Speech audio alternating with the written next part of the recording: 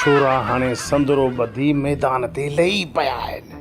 उन्हनि खो न टायां त हाणे कीअं न टायां। जेकॾहिं अॼु मां इन्हनि खे सोन जे देगिड़े जो ॾसु न ॾिनो त पोइ मूंखे पूरो करे छॾींदा। इन करे कहिड़ी बि हालत में इन्हनि खे अॼु सोन जे देगिड़े जो ॾसु ॾियणो ई पवंदो। अबा असां हाणे बिल्कुलु तयार। हाणे बिस्मिल्लाह करे सोने जे देगिड़े जो ॾसु ॾे त खोटाई शुरू कयूं। किरोद न कजाए किरोद। बिस्मिल्लाह करे ॾसु ॾे त बेड़ा पार थी वञनि। चाचा ये कन जो कीटा कया अथई, महिला तो ॾस ॾे। चाचा हाणे कोई बि बहानो न हलंदई, सभु तुंहिंजा शर्त पूरा थी विया। अब्बा हे ईअं जान कोन छॾींदा। बाबा छा पियो सोचे? जल्दी करे ॿुधाए त खोटूं न। रहीम असांजे करे त ॾाढा आज़ार में अची वियो आहे। ॾाॾा पंहिंजी जान छॾाए वेंदो। जेकॾहिं ॾाॾा खां ॻाल्हि ॻरी थी वई न, तूं ऐं मां ॾाॾा जो हली पासो वठंदासीं।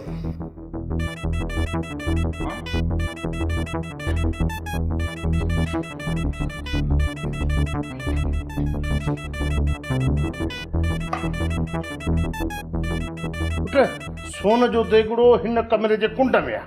बाबल इहा तोखे पूरी पक आहे? हा पुट मूंखे पूरी पक आहे। अदा शेरल पुछा सलाह अथई? बाबा हाणे सलाह वरी कहिड़ी? हिन पासे खां तूं बि, हुन पासे खां मां थो बीहां, बसि खोटाई शुरू था कयूं। तूं हिन भरे बि त मां हुन भरे। अचो हा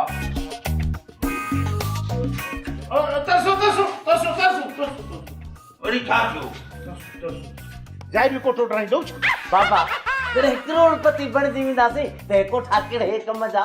वॾा बंगला ठाराईंदासीं वॾा।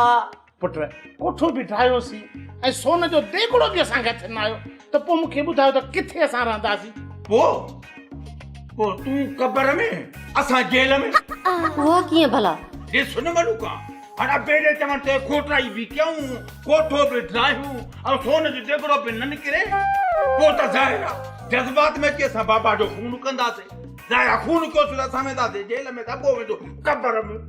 अदा पोइ कयूं बिस्मिल्लाह। हा हा देर छा जी? अचो अचो अचो।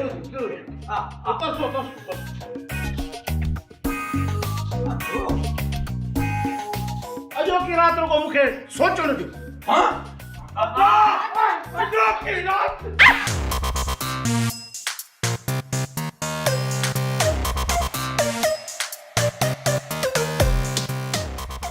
चोरनि सफ़ा ज़ुल्म करे छॾियो आहे। घर वेंदुसि त वरी छिता थी पवंदा त सोन जो देगिड़ो ॿुधाए। हाणे हुजे सोन जो देगिड़ो पूरियल त छोरनि खे कढी ॾिया। वञा त काॾे वञा, बुख अची पासा वराया आहिनि। हाणे वेलो टाइण लाइ कंहिंजो दर कोन्ह खड़कायो। जे मानीअ जो गिरो न खाधुमि त बुख मां किरी पवंदुसि। किथां न किथां वेलो टाणो पवंदो। या वरी हीअं कजे, ॿिनि पैरनि जो छोरा आराम कनि, उन वक़्तु लिकी लिकी वञी मानीअ जो गिरो हणी अचां। ॿी त का वाट ई कान्हे का।